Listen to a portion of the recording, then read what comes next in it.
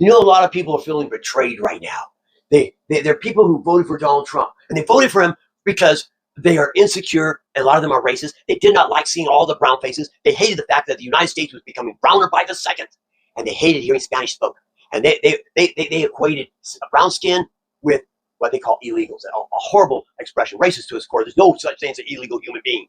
But yet, they voted for Trump, and they cheered as they saw ICE going out and just grabbing anybody with a brown complexion. Oh, they said they loved it. They posted, that's what we voted for.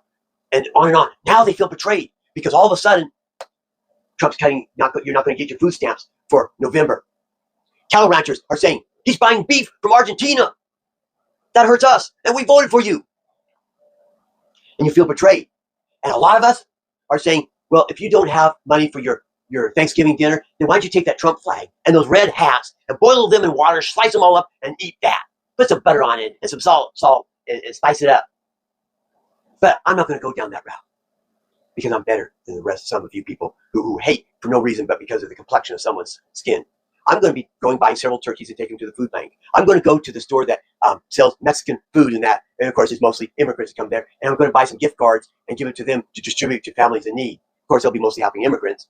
But I'm going to help. But you were okay with the brown people getting snatched. You were okay with black people losing their jobs because you got in your head. You got it stuck in your head that you didn't get that job. You didn't get into that school because some black person who didn't deserve it got it because of DEI or something like that. You were so sure that somebody less qualified got it than you, and it had to be because of the unfair because they had darker skin. It could possibly be because you weren't qualified, another person was, and you love seeing other people suffering. But now you're the one suffering. That's the problem. Too many Americans are filled with hate. They believe the lie that their suffering was due to immigrants, their suffering was due to blacks, their suffering was due to women in the workplace instead of in the home. And they didn't look at who was really behind. You lose it not getting a good paying job. It's been those wealthy Republicans who shipped your jobs overseas, held your wages down low here at home. Did you know that minimum wage should be $25 an hour because if it kept up with productivity and the cost of living? But no. Why is it so low? Because those wealthy Republican CEOs want to hoard all the wealth. And they want you to think it's the immigrants, it's the blacks, it's the women. No.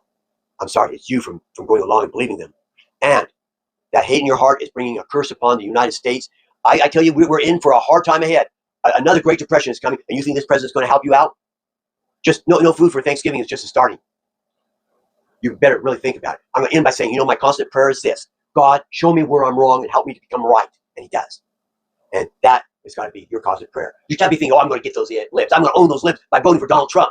Well, you're the one that got hurt. Instead, you reach out and try to help everybody. And then in the long run, you get helped. That's all I got to say on this. Have a good day.